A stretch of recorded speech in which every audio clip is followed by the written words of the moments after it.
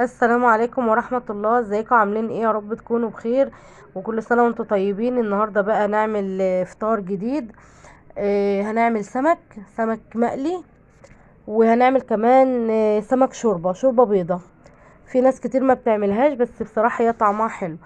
آه، اول حاجة هنعملها، هبتدي ان انا انضف السمك اللي معايا بالطريقة اللي انتوا شايفينها دي.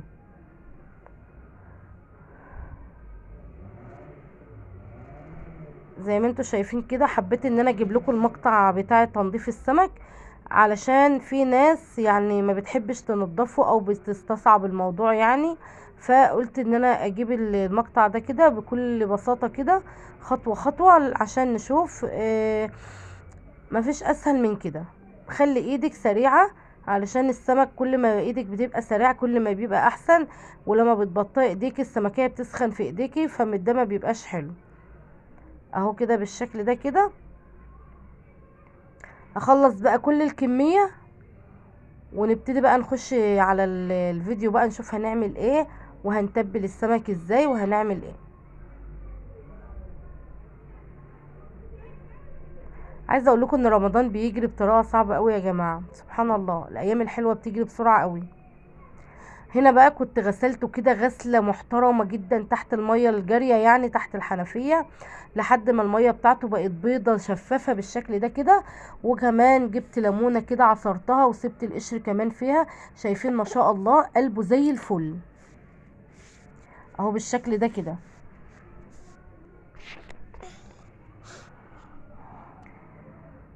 يلا بقى نعمل التتبيله بتاعت السمك. معايا هنا توم مفروم. آه عايزه اقول لكم ان انا لما باجي افرز التوم بحط فيه آه زيت وشويه ملح. المره دي ما عملتش كده، مش عارفه، كنت يعني في الوقت اللي انا كنت بفرم فيه التوم ده كنت مستعجله قوي، فعينته في الفريزر من غير ما احط فيه شويه زيت وشويه ملح. ف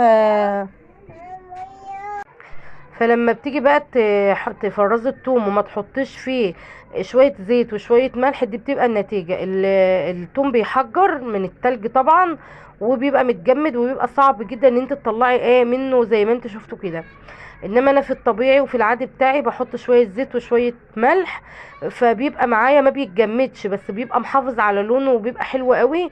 وبتطلعيه من الفريزر في اي وقت، بتاخدي بالمعلقة الحتة اللي انت عايزاها بتطلع بكل سهولة. معايا بقى هنرجع بقى للتتبيله: توم وكمون وكزبره وشويه من الشطه، وطبعا ظبطنا الملح وحطينا كمان ليمون، وكمان هنحط خل دلوقتي. بسم الله ما شاء الله، دي التتبيله. عايزه اقول لكم التتبيله دي حلوه قوي. ساعات كمان لما بيبقى عندي فلفل مفروم، يعني فلفل اخضر مفروم، بحط كمان منه، او هريسه شطه. فلما بيبقى ما عنديش بحط شطه حمرا عاديه خالص اللي هي البودره. وبقلب طبعا التوم متجمد، فبحاول ان انا افككه كده بالمعلقه. همسك بقى السمك بتاعي كله، اتومه كده بالتتويمه دي او بالتتبيله دي زي ما انتم شايفين كده، من جوه ومن بره كده. وكمان اخدت كده شبرتين او سمكتين كده كبار عشان نعمل شويه الشوربه اللي قلنا عليهم. يلا بقى معايا هنا حله على النار فيها بصلايه صغيره مفرومه. الزيت عامل كده ليه يا امل؟ عشان الزيت ده يا جماعه زيت كنت عامله بيه بروست، فمصفياه وبشتغل بيه. طبعا ما بعملش بيه رز، بعمل بيه، بطبخ بيه، بحمر بيه حاجه. يعني انا النهارده هحمر بيه السمك. النهارده هقلي السمك بالزيت اللي انا كنت عامله فيه فراخ بروست. حرام يترمي، يعني بيبقى متبل وبيبقى نضيف جدا، انا ببقى مصفياه، فبستحرم ان انا ارميه وكده، وبيبقى طعمه حلو قوي في الاكل على فكره. فمعايا بقى البصلايه اللي مفرومه كده ناعم، وحطيت حبيتين مستكه وحبيتين حبهان وورقتين من اللوري. وهبتدي ان انا اشوح في البصله شويه كده. انا عايزاها بس يا دوبك تدبل، مش اكتر من كده. اهو بالشكل ده كده. كنت عايزه اقول لكم ايه، بقول لكم ان رمضان بيجري بسرعه قوي، والايام الحلوه بتجري بسرعه قوي. يعني احنا لسه كنا امبارح بنقول رمضان جه، احنا النهارده دخلنا في النص التاني من رمضان. والناس بدأت تعمل الكحك والبسكوت بسرعة وبدري قوي. ومش عارفة في ايه، وفي حاجة غلط، احنا بنجري جامد والايام بتجري جامد يعني ملحقناش يا جماعة نفرح والله. احنا لسه يا دوبك بنقول رمضان جه. الايام الحلوة دايما كده بتجري بسرعة. كده خلاص نزلت بقى على البصلة بعد ما اتشوحت بالمية وسبتها تغلي. حطيت بس ظبطت الملح بتاع الشوربة، وسبت بقى الشوربة تغلي على النار قبل ما انزل فيها السمك. قلت بقى في الاثناء ما الشوربة بتغلي اروح ابدر السمك بالدقيق. عايزه اقول لكم برضو ان ده الدقيق بتاع البروست. كنت بقول لكم ايه، معلش كل شويه بفصل التسجيل علشان ابني مش ما بيسكتش، ربنا يهديه. كنت بقول لكم ان ده دقيق البروست، برضو ده كان الدقيق اللي كنت عامله فيه البروست، فدقيق متبهر ونضيف يعني مصفياه وكلام من ده، نخلاه يعني. فبرضو قلت حرام ان انا ارميه، فقلت ما بدر بيه كمان السمك عشان خلاص بقى يترمي. هعمل بقى كل الكميه بتاعتي كده بالشكل ده كده. وعايزه اقول لكم كمان، دايما اقول لكم الموضوع ده يا جماعه، لما تكوني هتقلي سمك بدريه في الدقيق وما تنزليش على طول في الزيت. بدريه واركنيه شويه على جنب علشان الدقيق يلزق على السمك، ولما تيجي تقليه ما يحرقلكيش الزيت. الخطوه دي بجد مهمه جدا.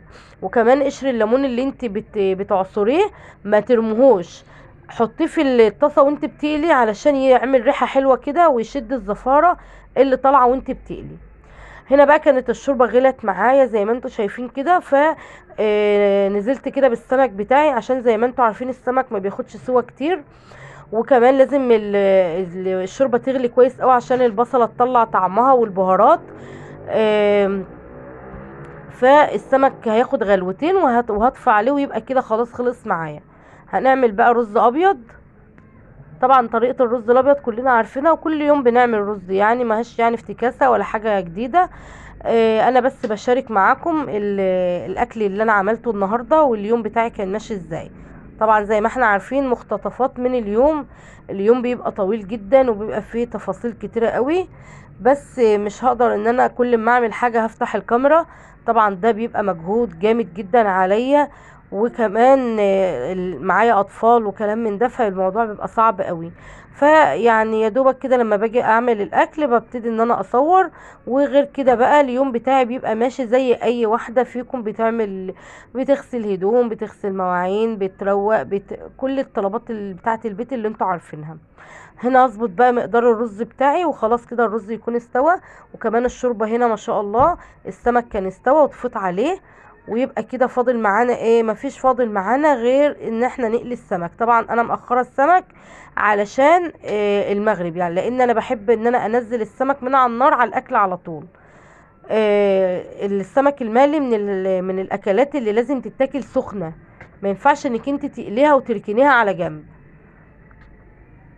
بالشكل ده كده. يعني شفتوا السمك اخد لون ذهبي جميل قوي ازاي؟ عشان الدقيق متبهر، وطبعا الدقيق فيه كركم، فبيدي اللون الحلو قوي ده. هدي النار بتاعتك وانت بتقلي السمك علشان ما ياخدش لون معاكي بسرعة ويكون لسه ني من جوه، او كمان اول لما بيطلع من الزيت بيطرى. لما بتكوني معلية النار وانت بتقلي السمك بياخد منك لون بسرعة، دي حاجة مش حلوة. وغير كده كمان ساعة ما بيطلع بقى بعيد عن النار او الزيت وكده فتلاقيه طرى معاكي. طلعنا كده الدور الاولاني وكمان نزلنا بدور كمان اهو. طبعا انا مسرعه الفيديو، ما تفكروش ان انا بحط السمك بسرعه وبشتغله بسرعه او بياخد لون معايا بسرعه، لا طبعا الفيديو متسرع. معلش يا جماعه انا اسفه لو كان ابني صوته طالع في الفيديو عامل لكم دوشه يعني وكده. آه، ربنا يهديهم والله العظيم بجد. احنا ربنا يكون في عوننا، كل ام معاها اطفال صغيرين بالذات لما يكونوا فوق رؤوس بعض كده ومن ورا بعض بيبقى بجد حاجة يعني صعبة جدا. ربنا يهديهم يا رب. وكمان لما يكون في طفل صغير بقى سنتين بقى ولا 3 سنين، ده بيبقى وسطه مظبط البيت كله، كبير وصغير. فربنا يا رب يهديهم ويدينا كده الصبر عليهم يا رب، ويعيننا على تربيتهم، اللهم امين يا رب العالمين. كده بقى هنكمل بقيه آلية السمك. وكده ما شاء الله غرفنا بقى الاكل، كان هنا المغرب اذن، وبدات ان انا كده اغرف الاكل، وكمان بصفي الشوربه عشان اطلع من البصل ما يكونش يعني في بق اللي بياكل ويتضايق وكده. ما شاء الله ده كان شكل الاكل بتاعنا والسفره بتاعتنا. وكمان عملت عصير برتقال، وما شاء الله كان الاكل جميل جدا. ويا رب ان شاء الله تجربوه بنفس الطريقه ديت ويعجبكم. وطبعا دي فكره من افكار الاكل اللي كل يوم بنحتار فيها. ولو اول مره تدخلي قناتي يا ريت ما تنسينيش باشتراك في القناه وتفعلي زر الجرس عشان يوصلك مني كل جديد، ولايك على الفيديو. واستنوني في فيديوهات جايه كتير. والسلام عليكم ورحمه الله وبركاته.